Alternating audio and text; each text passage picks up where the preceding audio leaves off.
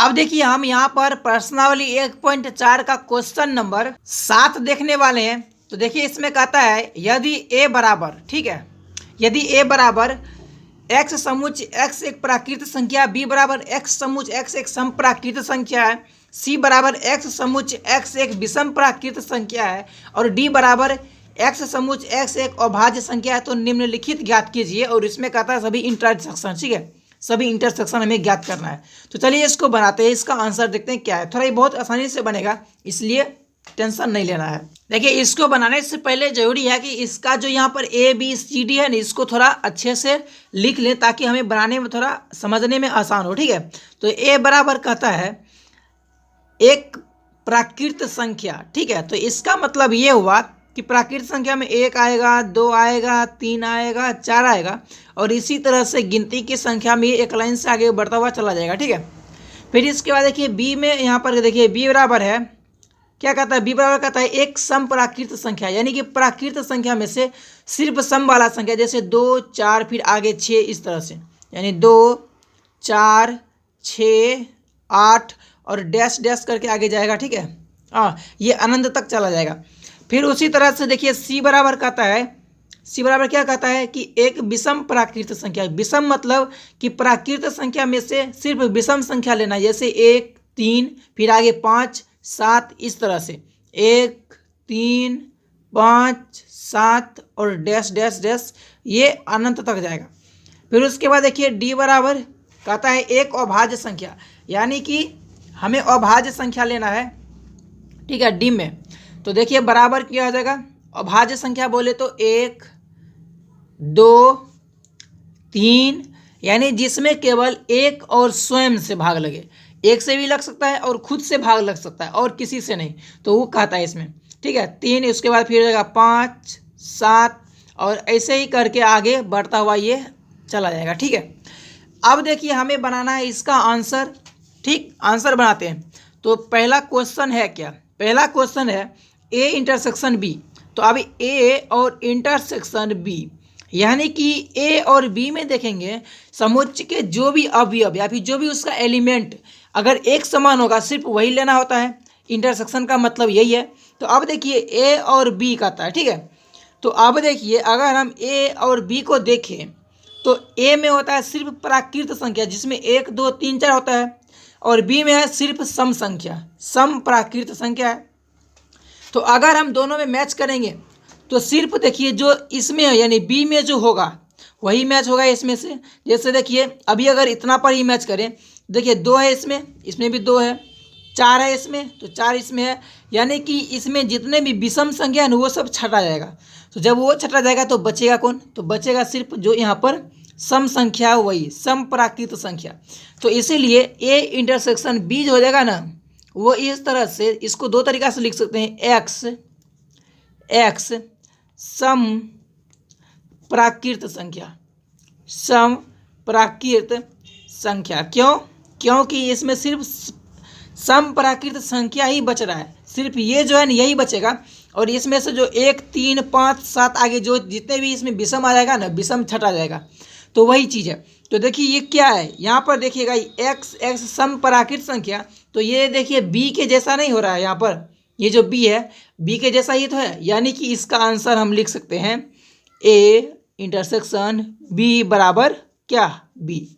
इस तरह से इसका आंसर हम बना सकते हैं, ठीक।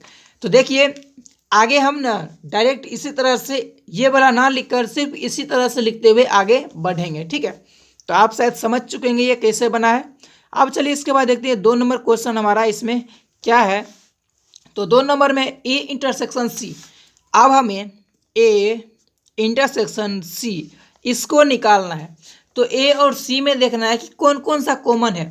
तो देखिए ए और सी को अगर देखें तो इसमें यानी सी का मतलब क्या है, सी का मतलब यहाँ से देखिए है एक्स समुच्चय एक्स एक विषम प्राकृत संख्या, यानी प्राकृत संख्या जो ये है ना इसमें से सिर्फ विषम वाला को ही मैच कराना है। तो जो यहाँ पर सी में है एक विषम और ये है प्राकृत वाला तो अगर हम दोनों को मैच करेंगे तो कौन सा मैच करके बाहर निकलने वाला है, सिर्फ वही निकलेगा जो विषम प्राकृत संख्या होगा, यानी 1, 3, 5, 7 ये सब तो मैच करेगा ना आगे। जैसे 1 यहाँ मैच कर गया 3 मैच कर गया, फिर यहाँ देखिए 4 के बाद 5 होता है ना, तो यहाँ 5 मैच करेगा, फिर 7 मैच करेगा, इस तरह से।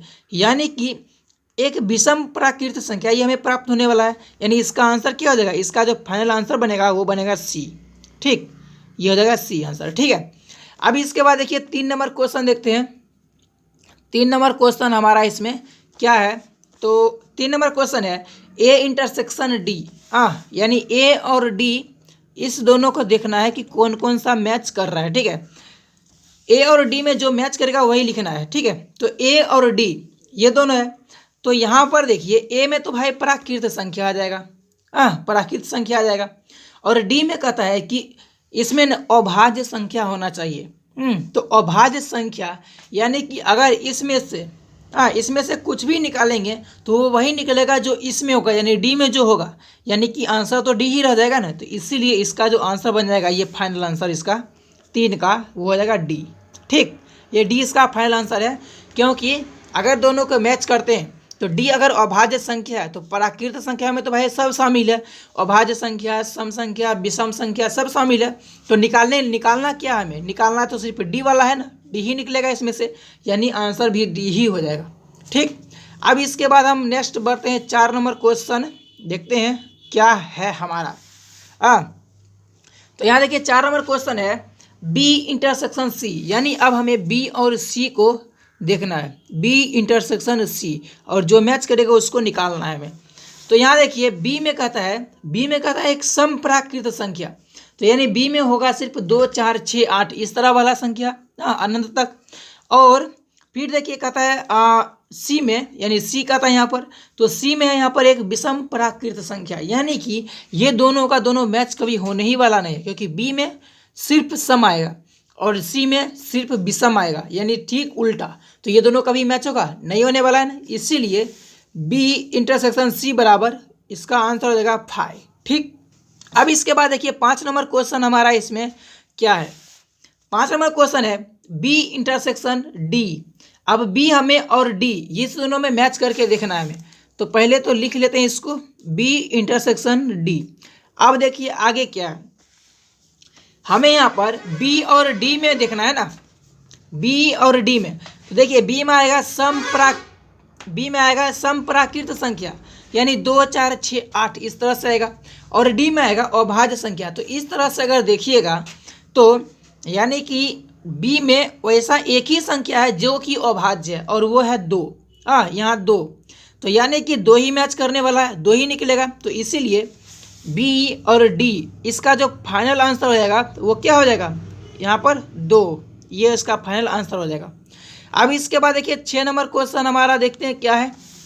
6 नंबर क्वेश्चन है सी इंटरसेक्शन डी। अब सी और डी को देख करके मैच कराना है हमें। तो देखिए सी इंटरसेक्शन डी बराबर तो यहाँ देखिए सी में है 1, 3, 5, यानी कि विषम संख्या वाला, कहता नहीं विषम संख्या, और डी में कहता है अभाज्य संख्या। तो विषम और अभाज्य ये हमें देखना है।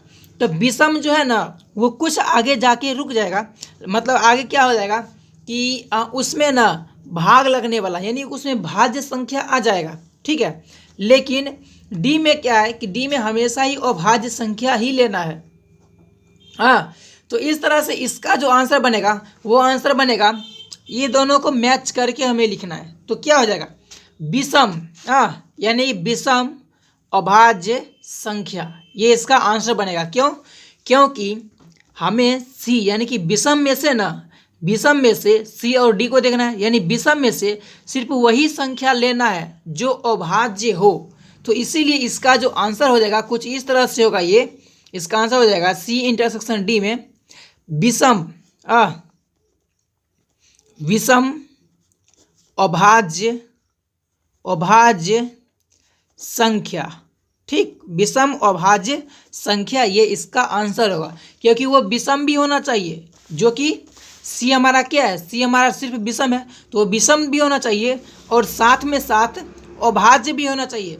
तो अभाज्य इसमें कुछ ही गिन चुन के होंगे ना, तो जो होगा छांट लेंगे उसको हम, यानी डी वाला है, डी कहता है अभाज्य संख्या तो अभाज्य की तरफ से आ जाएगा, और सी कहता है विषम संख्या तो विषम की तरफ से आ जाएगा, और ये दोनों मिलकर हमारा आंसर बन जाएगा क्या, विषम अभाज्य संख्या। ठीक, तो इस तरह से हमारा 7 नंबर क्वेश्चन भी कंप्लीट हो गया, जिसमें 6 क्वेश्चन था। इसको थोड़ा छूट गए थे, इसको बनाना थोड़ा भूल गए थे, जब बना रहे थे तो उस समय गलती से मिस्टेक हो गया और ये बीच में से निकल गया था, ठीक है, जिसको हमने पूरा कर दिया कवर।